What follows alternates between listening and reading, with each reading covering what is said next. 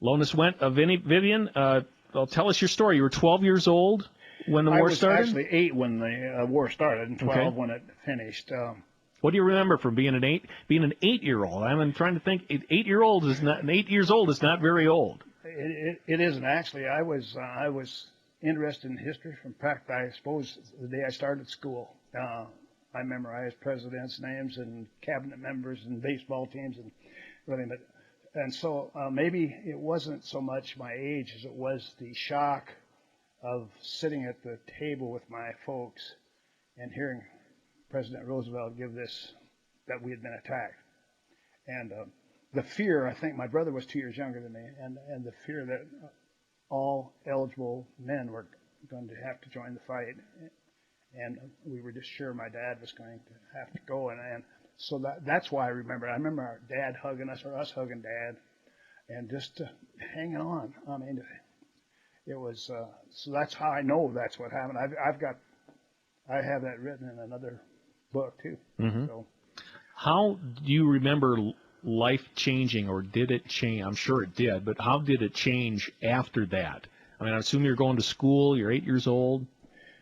Well, you know, probably the first thing that I would remember was sugar rationing, and our car sat in the garage for probably almost 3 years on blocks, no tires, and of course no gas. We walked everywhere. I mean, a small town too, where there wasn't a lot of conveniences, but people didn't expect a lot of conveniences then. And so for us, that was probably the biggest change. The other thing was nobody had any money. I mean, not parents, not any kids. And the scrupulousness of how we saved our pennies to buy war bonds, those little $5, you'd get 5-cent stamps, put them in a book until you got enough, and then buy a bond. And by the time the war was over, if I remember right, I had 6 bonds that I had bought with nickels, and I cashed them when I went to the University of South Dakota in 1956.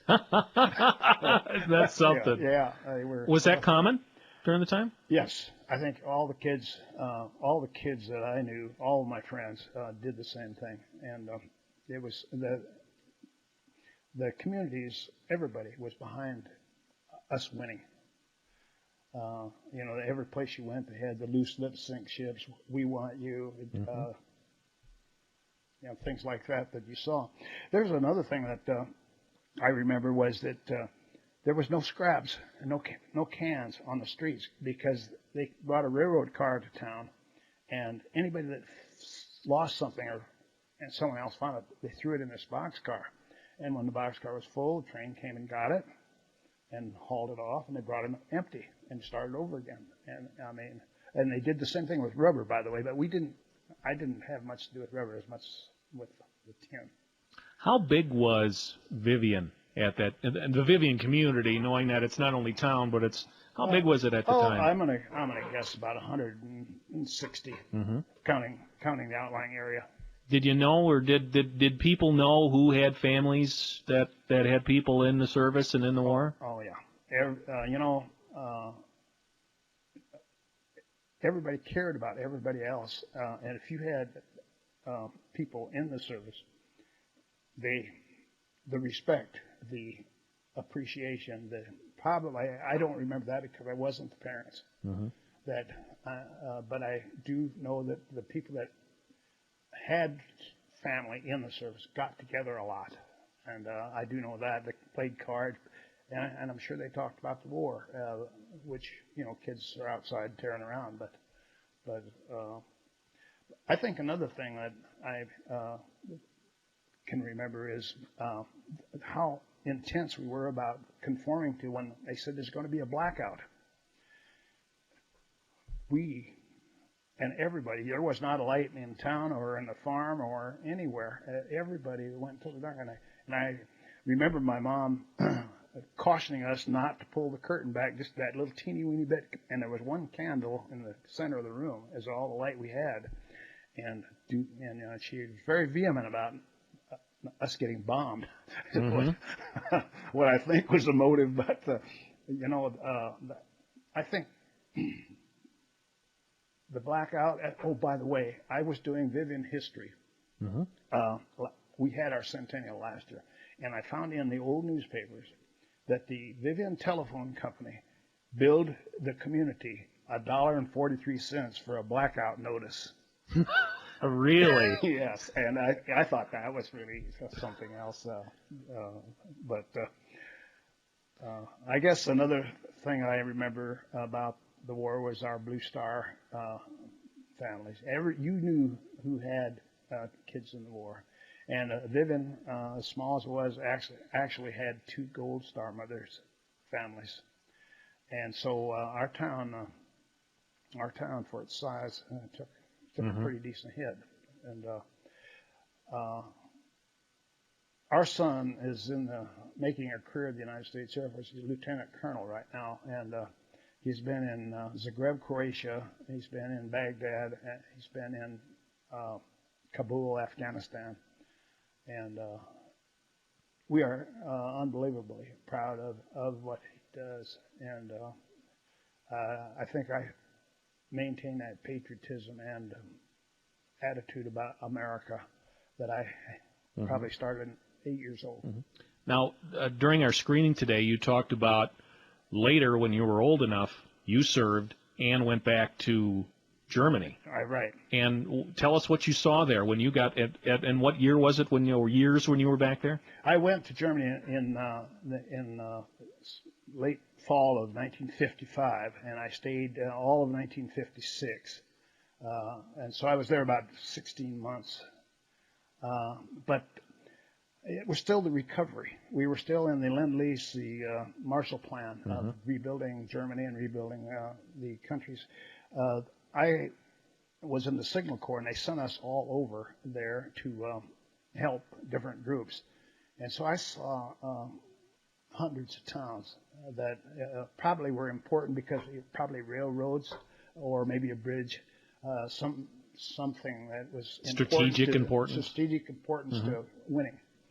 And I could not believe the destruction. I mean, we saw churches that were just the spire, the part where the spire is held, standing. The rest of the church is gone. And then this is almost 10 years after the end of the war. After the war. Well, they were still the streets were still full of rubble when I was there. I mean, they just couldn't. It was so huge, they just could not do that.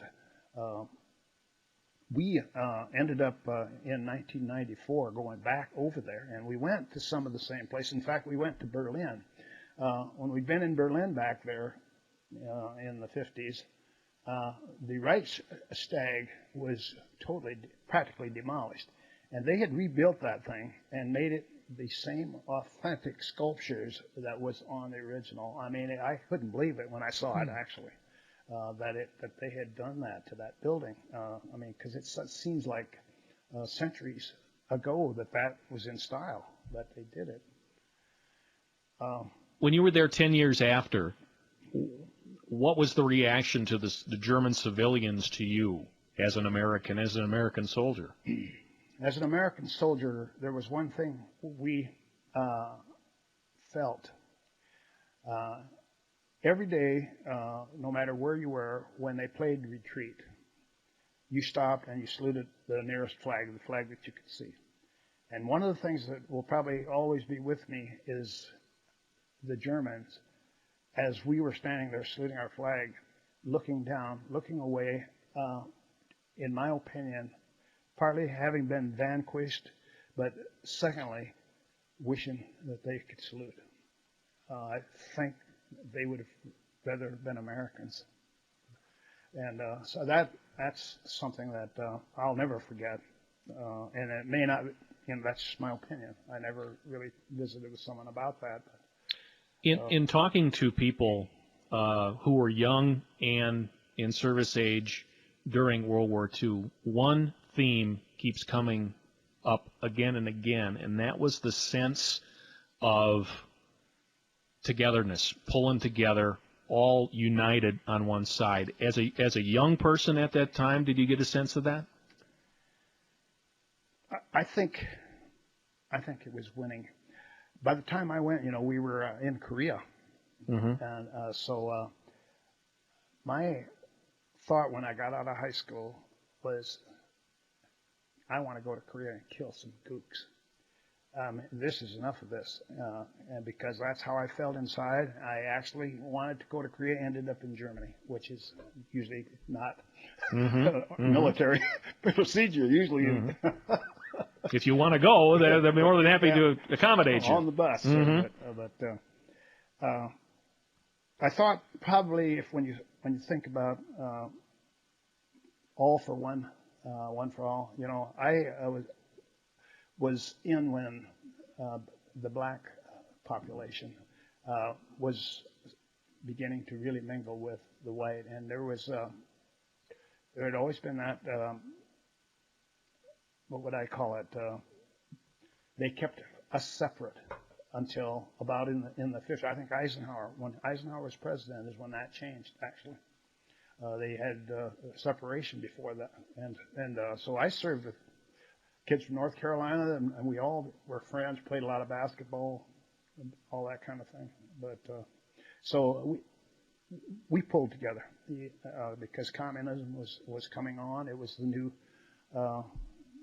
hate in the world, and so we united. You're the second gentleman I've talked to today from Vivian, and the other was Mr. Moore, and he was just that much older than you were. But I assume you two have known each other now for a long time. Long time. What do you think about him and guys like him? I say thank you to everyone. It doesn't matter whether it's World War II, Korea, Vietnam, and now Iraq, the Desert Storm. If I see some men with their uniforms on, I'm congratulating them, thanking them. So that's kind of how I still feel. And Dave and I have been such good friends for forever. He was my banker, so I had to tiptoe by the window sometimes.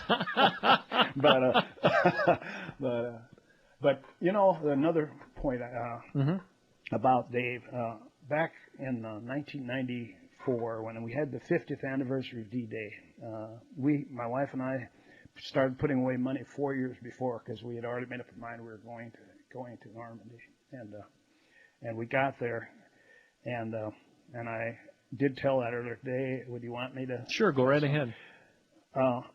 When we reached St. Miraglise, where the paratrooper had hung from the church steeple, and the tour of the town, they took us to this church, and we went in. The church was 1,000 years old, and we saw this, and they have a stained glass window that is probably 40 feet high, and it's got a parachutist hanging in it.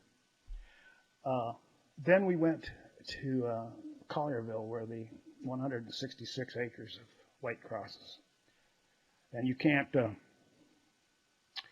keep a tear back there.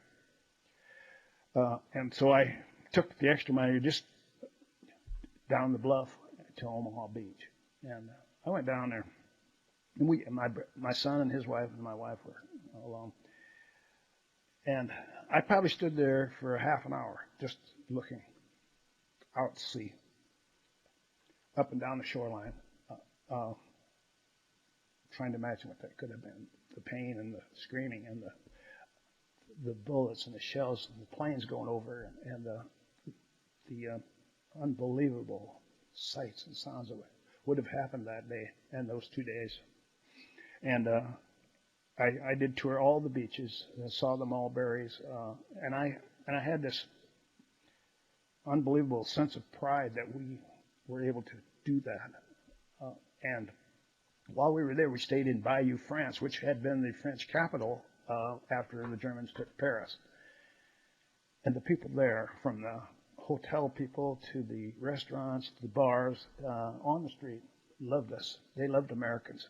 They never forgot, as much France has, much to our dismay, I think, forgotten. But the people in Bayou and the surrounding, we went to Cannes. We went to several towns there just to see. But those people loved us. They threw fun. But I wanted to add one little story about Dave. at St. Miraglise, they have a museum built there, a World War II museum. It's built in the shape of a parachute, of course, because that's where most of the parachutists landed and died. But I was walking around looking at the exhibits, and a lady walked up, and she kind of put her arm around my shoulder, and she said, "We thank you." And she thought, of course, that I was a veteran. And I said, "No, I'm not. But I got a friend at home who is." And I had bought a book about this. And I said, "Would you sign this for me?" And she said, "You bet." I said, "To Dave Moore," and her name is on there. And so I gave that to Dave when I got back. And so that's how close friends we are, I guess. But I just wanted her to thank him indirectly.